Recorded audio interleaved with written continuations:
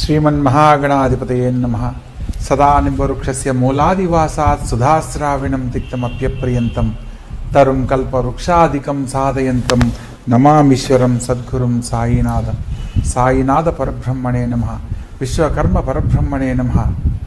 ప్రస్తుత కాలంలో ప్రతి ఒక్కరి జీవితంలో ఎన్నో రకాల ఉన్నతమైన జీవితాన్ని పొందాలని ప్రయత్నం చేస్తూ ఉంటారు. అటువంటి సందర్భంలో మనకు ఒక్కొక్కరికి ఒక్కొక్కరి పేరు ప్రకారం ఒక్కొక్క నక్షత్రము, అదేవిధంగా ఆ నక్షత్రం ప్రకారం ఒక్కొక్క రాశిని తెలుసుకొని ఆ రాశ్యాధిపతి యొక్క పరిహారాల ద్వారా ఉన్నతమైన జీవితాన్ని పొందుతూ ఉండడాన్ని మనం గమనిస్తూ ఉంటాం. కానీ ప్రస్తుత కాలంలో మనం ఇప్పుడు చర్చనీయాంశం చేయవలసిన అంశం ఏంటంటే, శని భగవంతుడు రెట్రోగ్రేడ్ అవుతున్నాడు, అంటే వక్ర గమనంలో పయనించబోతున్నాడు. మనకు భూమి నుంచి చూసినప్పుడు శని భగవంతుడు వెనక్కు వస్తున్నట్లు తిరోగమనం చెందినట్లు కనబడతాడు. కానీ వాస్తవానికి ఆయన వెనకకు రావడం అనేది జరగదు. కానీ ఆ తిరోగమనానికి సంబంధించిన కాలము మనకు 138 రోజుల కాలం ఉంటుంది. అంటే జూలై 13న స్టార్ట్ అయిన ఈ యొక్క తిరోగమనం నవంబర్ 28 ఇదే సంవత్సరం మరలా తన స్వస్థానానికి వెళ్ళడం అనేది జరుగుతుంది, పురోగమనానికి వెళ్ళడం జరుగుతుంది. అంటే గురువుగారు ఎన్నో గ్రహాలు మారుతూ ఉంటారు కదా, ప్రత్యేకంగా శని భగవంతుని గురించి మనం ఎందుకు అంత ప్రత్యేకంగా తెలుసుకోవాలి అని అంటే, ఖచ్చితంగా తెలుసుకొని తీరాలి. ఎందుకంటే శని భగవంతుడు ఒక రాశి నుంచి మరొక రాశిలోకి మారడానికి 2.5 సంవత్సరం పడుతుంది. అంటే ఆయన్ని మందగమనుడు అని కూడా అంటారు. అంటే నెమ్మదిగా కదిలే గ్రహం కాబట్టి ప్రతి 2.5 సంవత్సరానికి శని భగవంతుడు మారుతున్న స్థానంలో ఏ రాశిలోకైతే ప్రవేశిస్తాడో ఆ రాశి నుంచి ముందు రాశి వారికి వెనక రాశి వారికి ఏళ్ళనాటి శని ప్రభావం అనేది ఉంటుంది. అదేవిధంగా జన్మలగ్నంలో ఉన్నప్పుడు లగ్న శని అని, చతుర్థంలో సంచరించేటప్పుడు అర్ధాష్టమ శని అని, సప్తమంలో సంచరించేటప్పుడు సప్తమ శని అని కానీ, అదేవిధంగా అష్టమ స్థానంలో సంచరించేటప్పుడు అష్టమ శని గాను, శని భగవంతుని యొక్క ఇబ్బందులు, ఆయన పెట్టే బాధలు రకరకాలుగా మనం అనుభవించి తెలుసుకోవడానికి అవకాశం ఉంటుంది. కానీ నవగ్రహాలలో అత్యంత ఆధిపత్యం ఉన్న గ్రహాన్ని కూడా మనం చెప్పుకునే అంశాలలో శని భగవంతునికి ఎంతో ప్రాధాన్యత ఉంది. మనం అనుసరించే విధానాన్ని బట్టి, దైవానుగ్రహాన్ని బట్టి ఆయన అనుగ్రహంతో ఉన్నతమైన జీవితాన్ని పొందేదానికి కూడా అవకాశం ఉంది.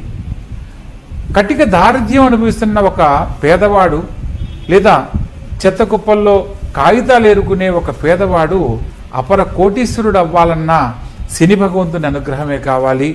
అపర కోటీశ్వరుడైన వాడు కటిక దారిద్ర్యాన్ని అనుభవించే స్థితికి రావడానికి కారణము కూడా శని భగవంతుని వల్ల మాత్రమే జరుగుతుందనేది మనం తెలుసుకోవచ్చు. ఈయన్ను న్యాయాధిపతిగా, ధర్మకార్యాచరణుడిగా కూడా మనకు జ్యోతిష్ శాస్త్రం తెలియజేస్తుంది. ఎవరైతే వారి వారి ధర్మాలను కట్టుబడి ఆచరిస్తూ ఉంటారో వారికి ఆయన ఎప్పుడూ కూడా ఆత్మీయుడు, అనుసరణీయుడు. వారి అనుకూలతకు సంబంధించిన ప్రతిదీ కూడా ఆయన అనుగ్రహించడం జరుగుతుంది. ఎవరైతే ధర్మాన్ని తప్పి ప్రవర్తిస్తారో వారికి పూర్వజన్మ కృతం పాపం అన్నట్లు చేసుకున్న ప్రతి కర్మను మరలా తిరిగి వాళ్ళు తెలుసుకొని అనుభవించేలా చేయగలిగిన సత్తా కలిగిన వాడు ఆ శని భగవంతుడు.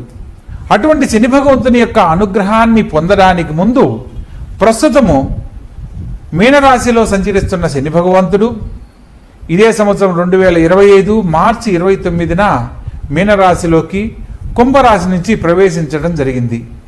తిరోగమనంలో మనకు కుంభరాశిలో సంచరిస్తున్నట్లుగా గనక మనం గమనించినట్లయితే, ప్రస్తుతం జరుగుతున్న కాలగమనంలో శని భగవంతుడు తిరోగమనానికి సంబంధించిన ఎటువంటి ఫలితాలు ఇస్తాడో మనం తెలుసుకుందాం. ప్రతి 30 సంవత్సరాలకు అదే రాశిలో సంచరిస్తూ ఉంటాడు. అంటే ప్రస్తుత కాలంలో తిరోగమనంలో కుంభరాశిలో సంచరిస్తూ ఉన్నాడు. అంటే ఏళ్నాటి శని ప్రకారం ప్రస్తుతము కుంభరాశి వారు మరియు మీనరాశి వారు అదేవిధంగా మేషరాశి వారు ఎదుర్కొంటూ ఉన్నారు. ప్రత్యేకంగా మీనరాశి నుంచి తిరోగమనంలో కుంభరాశిలోకి సంచరించే విధంగా ఇంతకుముందు 30 సంవత్సరాల క్రితం వెనక్కి గనక మనం వెళ్ళినట్లయితే, ఉదాహరణకు ప్రతి 29 సంవత్సరాల 5 నెలలకు ఈ శని భగవంతుడు తిరోగమనం చెందడం జరుగుతుంది. ప్రస్తుత కాలంలో జూలై 13 నుంచి నవంబర్ 28 వరకు ఇదే 2025 సంవత్సరంలో తిరోగమనం చెందుతున్న సమయం. 1993లో కూడా ఇదే ప్రకారం జరగడం జరిగింది. అయితే మనము ఇప్పుడు జరగబోయే విషయాల గురించి మనం తెలుసుకోవాలంటే 30 సంవత్సరాలు వెనక్కి వెళ్ళి ఆ సమయంలో జరిగిన కొన్ని పరిస్థితులను కనుక మనం గమనించినట్లయితే ప్రస్తుత కాలంలో మనం జాగ్రత్త పడి ఉన్నతమైన జీవితాన్ని పొందడానికి అవకాశం ఉంటుంది. 1993లో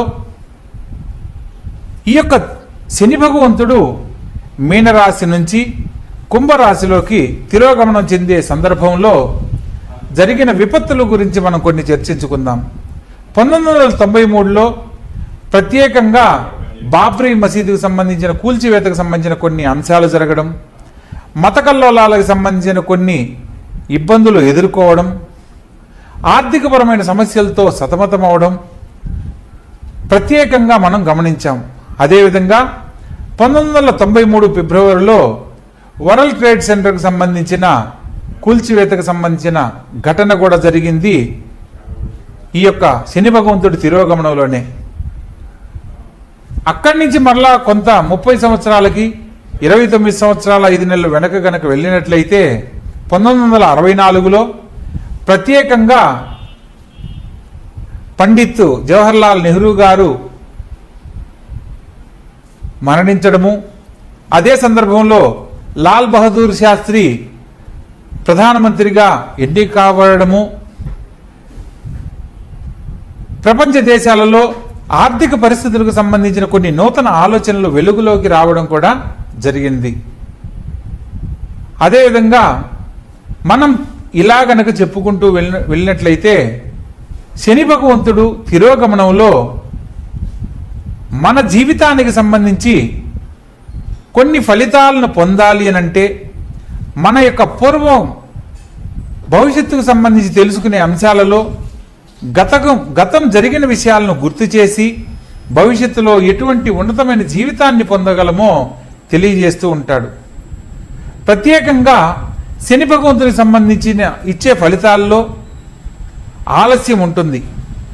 ఏ పనైనా సరే అనుకోగానే జరగకపోవడం, అరే నేను ఇల్లు కొనుక్కుందాం అనుకున్నాను, ఈ కారణం చేత అది ఆలస్యం అయిపోయింది, లేదా మనకి ఎవరైనా డబ్బులు ఇవ్వాలి, లేదా మనం ఒక ఇల్లు అమ్మి ఇల్లు కొనుక్కోవాలనుకున్నప్పుడు ఆ ఇంటికి సంబంధించి అమ్మకాలలో ఆలస్యం అవ్వడం, లేదా రావాల్సిన ధనం ఒకవేళ ఇల్లు అమ్మినా రావాల్సిన డబ్బు సకాలంలో రాకపోవడం వల్ల కొంత మరలా మనం ఏదైనా నూతనంగా చేయాలనుకున్న కార్యక్రమాల్లో పనులు ఆలస్యం అవడానికి ప్రధానమైన కారణంగా చెప్పవచ్చు.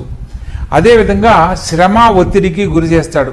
మనం ఏదైనా ఒక పని చేస్తుంటే ఒక ఉద్యోగి ఉదయం నుంచి సాయంత్రం వరకు 8 గంటలు మాత్రమే పనిచేస్తారు. కానీ ఈ యొక్క శని భగవంతుడు సంచరించే క్రమంలో 10 గంటలు, 11 గంటలు, 12 గంటలు కూడా పని చేయవలసిన పరిస్థితిని కల్పిస్తాడు. శ్రమ అధికం చేస్తాడు.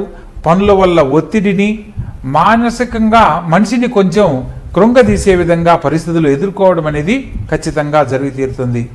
అదేవిధంగా కొంత దైవ చింతనకు లోనయ్యేలా కూడా చేస్తాడు. మనము ఎప్పుడైతే భగవద్భక్తికి దగ్గరవుతామో ఆ సందర్భంలో శని భగవంతుని అనుగ్రహాన్ని పొందేందుకు కూడా అవకాశం లభిస్తుంది. అదేవిధంగా కొన్ని సందర్భాల్లో నిరీక్షణ, మన జీవితం మీద మనకు ఆలోచన లేకుండా కూడా చేసే సందర్భాలు ఎన్నో ఉన్నాయి. అరే నాకే ఎందుకు జరుగుతుంది, నేనే ఎందుకు ఇలా ఉన్నాను, నాతో పాటు ఉన్న వాళ్ళందరికీ త్వరగా ఉద్యోగాలు వచ్చాయి, లేదా నాతో పాటు ఉన్న వాళ్ళందరికీ త్వరగా వివాహాలైనవి, నాకెందుకు ఇలా జరుగుతుంది అని మనలో మనమే నాకు ఈ జీవితం అవసరమా అనే సందర్భాలు కూడా ఎదుర్కొన్న సందర్భాలను మనం ఎంతోమందిని గమనించవచ్చు. ఇట్లా ప్రతి ఒక్కరి జీవితంలో శని భగవంతుడు వారి వారి జాతక చక్రాలలో శని భగవంతుడు సంచరించే స్థానాన్ని బట్టి ఒక్కొక్క ఫలితాలను ఎదుర్కొనే విధంగా చేయడం జరుగుతుంది. అటువంటి సందర్భాలలో శని భగవంతుని యొక్క అనుగ్రహాన్ని పొందడానికి ఎవరైతే అనుకూలతకు సంబంధించి శని భగవంతునికి సంబంధించిన ఆరాధన కానీ, శని రక్షా స్తోత్రం కానీ, శని భగవంతునికి సంబంధించిన ప్రీతికరమైన దానాన్ని ఇవ్వడం కానీ, అదేవిధంగా తైలాభ్యంగనం చేయించడం కానీ, అదేవిధంగా శని ప్రీతికి సంబంధించిన వస్తువులు శని భగవంతుని ఆలయాల్లో, శనేశ్వర ఆలయాలలో ప్రత్యేకంగా పూజలు జరిపించి బ్రాహ్మణులకు దానం ఇవ్వడం కానీ, హెల్ప్లెస్ పీపుల్ అంటే పేద వయోవృద్ధులకు కానీ, పేదవాళ్లకు, అంధత్వంలో ఇబ్బంది పడుతున్న వారికి, అందులకు వీళ్ళందరికీ కూడా సేవ చేయడం ద్వారా కూడా శని భగవంతుని యొక్క అనుగ్రహాన్ని వెంటనే పొందేందుకు అవకాశాలు ఎన్నో ఉన్నట్లు మనకు జ్యోతిషశాస్త్రం వివరంగా తెలియజేస్తుంది. ప్రస్తుత కాలంలో ఈ యొక్క 2025 సంవత్సరము జూలై 13 నుంచి నవంబర్ 28 మధ్య కాలంలో జరుగుతున్న శని భగవంతుని యొక్క మీనరాశి నుంచి రెట్రోగ్రేట్ అయ్యి తిరోగమనం చెందుతున్న సందర్భంలో శ్రీమద్ విరాట్ పోతులూరు వీరబ్రహ్మేంద్ర స్వాములు వారి కాలజ్ఞానం ప్రకారం కూడా ఈ సందర్భంలో ఎన్నో రకాల విషవాయువుల చేత ఎన్నో రకాల సమస్యలతో ప్రజలు ఇబ్బంది పడతారనేది కాలజ్ఞానంలో తెలియజేయడం జరిగింది. ప్రత్యేకంగా ఈ సంవత్సరం మనము ఎందుకు గత సంవత్సరంలో అంతకుముందు జరిగిన ఎందుకు చర్చనీయాంశం చేసుకున్నామంటే, ప్రస్తుత కాలంలో కూడా ఇదే సంవత్సరం మార్చిలో శని భగవంతుడు కుంభరాశి నుంచి మీనరాశిలోకి ప్రవేశించడం జరిగింది. శని సంచారం మొదలైన ప్రారంభ కాలం నుంచి మనకు కాలిఫోర్నియాలో ఎంతో ఆస్తి నష్టం జరగడము, జర్మను, ఫ్రాన్స్ వంటి దేశాలలో తుఫాన్ల వల్ల, ఎర్త్ క్రాక్ వల్ల ఎంతో భూ నష్టము, జన నష్టం కలగడము, అదేవిధంగా ఈ మధ్య కాలంలో బెంగళూరు నుంచి కామాఖ్యకు ప్రయాణమవుతున్న ట్రైన్కు సంబంధించిన యాక్సిడెంట్లో ఎంతోమంది మరణించడం కూడా మనం గమనించాము. ప్రస్తుత కాలంలో ధర్మస్థలలో ఎదుర్కొంటున్న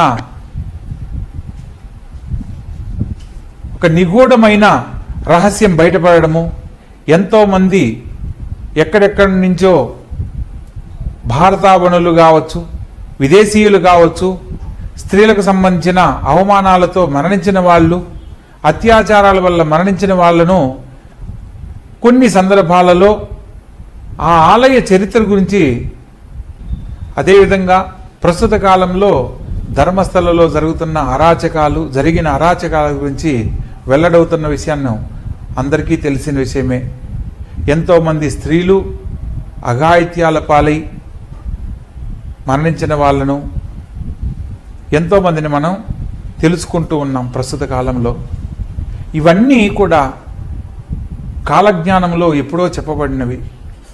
శ్రీమద్ విరాట్ పోతులూరు వీరబ్రహ్మేంద్ర స్వాముల వారు కాలజ్ఞానంలో తెలియజేసిన అంశాలలో ప్రత్యేకంగా ఈ యొక్క 2025 సంవత్సరంలో విషవాయువుల చేత ఎంతోమంది పీడింపబడతారని, మరియు ఎన్నో రకాల ఉపద్రవాలు, ఆకాశంలో వింత నక్షత్రాలు పుట్టడము, తద్వారా ఎన్నో ఘోర అరాచకాలు ప్రారంభమవడము, అదేవిధంగా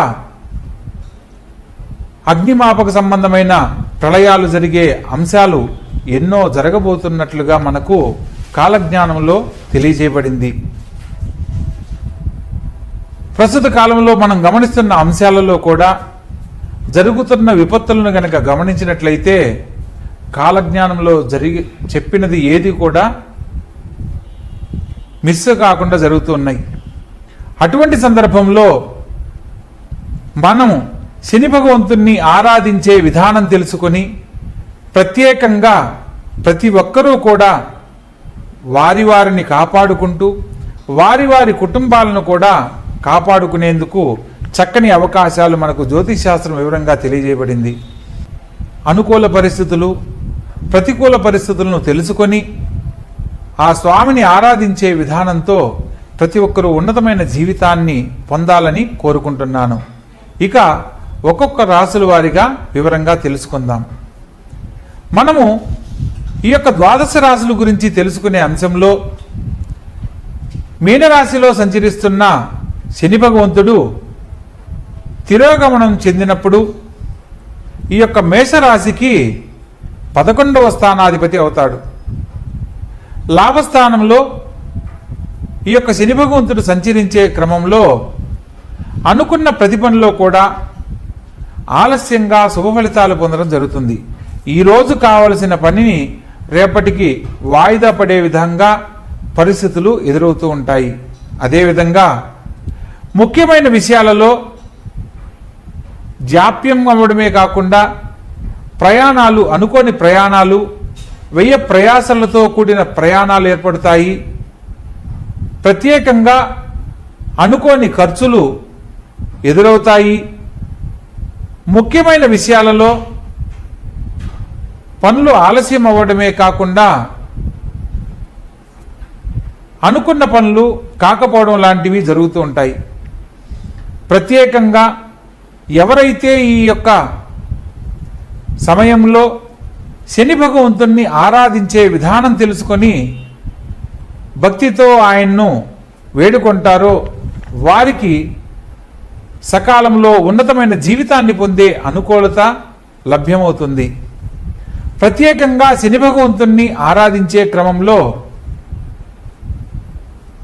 లాభస్థానంలో సంచరించేటప్పుడు శని భగవంతునికి సంబంధించిన ప్రీతికరమైన తిలలు అంటే నువ్వులతో స్వామికి అభిషేకించడము, ఒక పేద బ్రాహ్మణుడికి కావచ్చు తిలలు నువ్వులు దానంగా ఇవ్వడము, శని భగవంతునికి తైలాభిషేకం జరిపించడము, ప్రత్యేకంగా నల్లని వస్త్రం స్వామివారి విగ్రహానికి సమర్పించి శని ప్రీతికి సంబంధించిన వస్తువులను బ్రాహ్మణునికి గనక దానం ఇచ్చినట్లయితే శని భగవంతుని యొక్క అనుగ్రహం లభించి అనుకున్న పనులు సకాలంలో పూర్తి చేసుకొని దూర ప్రాంత ప్రయాణాలకు సంబంధించి తీసుకునే నిర్ణయాలలో సకాలంలో విజయాలు పొందడం అనేది జరుగుతూ ఉంటుంది.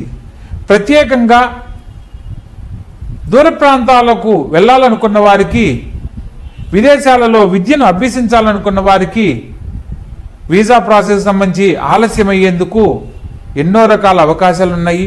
అనుకోని అవరోధాలు, అడ్డంకులు తారసపడతాయి. ప్రత్యేకంగా అటువంటివి తొలగిపోవడానికి, సకాలంలో మీ ప్రయాణం నెరవేరడానికి శని భగవంతుణ్ణి ఆరాధించడం తప్పనిసరి.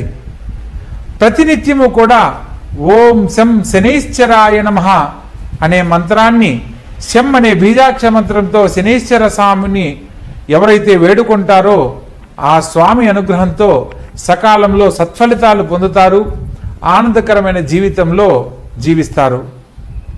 కర్కాటక రాశి. ఈ యొక్క కర్కాటక రాశి జాతకులను కనుక పరిశీలించినట్లయితే శని భగవంతుడు తిరోగమనంలో జూలై 13 నుంచి నవంబర్ 28 మధ్య కాలంలో సంచరిస్తూ భాగ్యాధిపతి అష్టమ స్థానంలో సంచరిస్తబోతున్నాడు. అష్టమ స్థానాన్ని ఆయుష్ స్థానం అంటారు. ఈ సందర్భంలో అనేక రకాల అనారోగ్య సమస్యలతో బాధపడుతున్న వారు, దీర్ఘకాలిక అనారోగ్యాల సైతంతో ఇబ్బంది పడుతున్నవారు, ఎటువంటి ఇబ్బందులు ఎదుర్కొంటున్నా ఈ సందర్భంలో ఆరోగ్యానికి సంబంధించిన కొంత శుభ సంబంధమైన మార్పులు చేకూరుతాయి. శని భగవంతుడు ఏ స్థానంలో ఉన్నా ఇబ్బంది పెడతాడేమో కానీ ఆరోగ్య స్థానానికి సంబంధించి, ఆయుష్ స్థానానికి సంబంధించి అష్టమాధిపతి అయినప్పుడు తప్పకుండా శుభ ఫలితాలు ఇస్తాడని మనకు జ్యోతిష్ శాస్త్రం వివరంగా తెలియజేస్తుంది. కాబట్టి సంపూర్ణమైన ఆరోగ్యాన్ని పొందేందుకు మీరు చేసే ప్రయత్నాలలో శుభవార్తలు వినే అవకాశం లభిస్తుంది. అదేవిధంగా గురువులను గౌరవించే విషయంలో ఎవరిని కూడా మీకంటే పెద్దవారిని కించపరిచేలా మాట్లాడకూడదన్న సత్యాన్ని తెలుసుకొని నడుచుకోవాలి. ప్రత్యేకంగా అతిథులను గౌరవించడము, ధర్మాన్ని అనుసరించడము లాంటివి తప్పనిసరిగా ఆచరించాలి. ప్రస్తుత కాలంలో విదేశీ ప్రయాణాలకు సంబంధించి ప్రయాణం చేయాలనుకున్న వారికి ఆలస్యంగా మీ యొక్క ఆలోచనలు అనుకూలిస్తాయి. ప్రత్యేకంగా పితృదేవతల అనుగ్రహానికి సంబంధించిన విషయాలలో కొన్ని నామస్మరణ చేసిన లేదా తర్పణ సిద్ధాంతాన్ని అనుసరించిన మీరు కోరుకున్న జీవితంలో సమస్యలు లేని జీవితాన్ని పొందడానికి అవకాశం ఏర్పడుతుంది. అదేవిధంగా విద్యార్థులకు లాంగ్ టర్మ్ కోచింగ్ తీసుకొని మరి విద్యను అభ్యసించే వారికి పరీక్షల్లో వారి వారి శ్రద్ధను బట్టి ఉన్నతమైన జీవితాన్ని, పరీక్షల్లో ఉన్నతమైన మార్కుల ద్వారా సాధించడానికి అవకాశం లభిస్తుంది. శనివారం నాడు ప్రత్యేకంగా ఈ యొక్క రాశివారు శని భగవంతుని యొక్క ఆలయంలో ఒక నల్ల వస్త్రంలో నువ్వులు ఉంచి దాన్ని చిన్న ముడుపులాగా కట్టి నువ్వుల నూనెలో తడిపి శని దీపంగా స్వామివారి ఆలయంలో స్వామివారికి ఎదురుగా ఆ దీపాన్ని వెలిగించి ఓం శం శనీశ్వరాయ నమః అనే మంత్రాన్ని స్మరణ చేసుకుంటూ మనసులో ఉన్న సమస్యను కనుక చెప్పుకున్నట్లయితే మీరు కోరుకున్న విధంగా మీ సమస్యలు తొలగిపోయి ఆనందకరమైన జీవితంలో ఉండడానికి శని భగవంతుని అనుగ్రహం సంపూర్ణంగా లభిస్తుంది. ప్రత్యేకంగా శని భగవంతుని నమస్కారం చేసుకునే సందర్భంలో ఎదురుగా ఉండి నమస్కారం చేయకూడదు అన్న సత్యాన్ని తెలుసుకొని నడుచుకోవాలి. ఎందుకంటే సాక్షాత్తు ఛాయాదేవి ఒకానొక సందర్భంలో తన తల్లి తన్ని శపించడం జరిగింది. ఎవరైతే నిన్ను నేరుగా దర్శిస్తారో వారు నీలాపనిందల పాలవుతారు అని. కాబట్టి చాలా మంది ఆలయంలో ప్రదక్షిణ చేసే సందర్భంలో స్వామివారికి ఎదురుగా ఉండి లేదా ప్రదక్షిణ చేసే సమయంలో వాళ్ళు శని భగవంతునికి ఎదురుగా ఉండి దీపాలు వెలిగించి పూజలు చేస్తూ ఉంటారు. వీలైనంత వరకు ఒక పక్కగా నిలబడి మాత్రమే ఆచరించాలి అన్న సత్యాన్ని తెలుసుకొని ఆచరించి స్వామివారి అనుగ్రహానికి పాత్రలు కండి. తప్పనిసరిగా ఏదైతే పరిహారంగా తెలుసుకున్నారో దాన్ని ఆచరించండి. జాతకరీత్యా ఎటువంటి సందేహాలున్నా కింద స్క్రోల్ అవుతున్న నెంబర్కు కాల్ చేసి తెలుసుకొని ఆనందకరమైన జీవితాన్ని పొందండి. శుభస్య శీఘ్రం.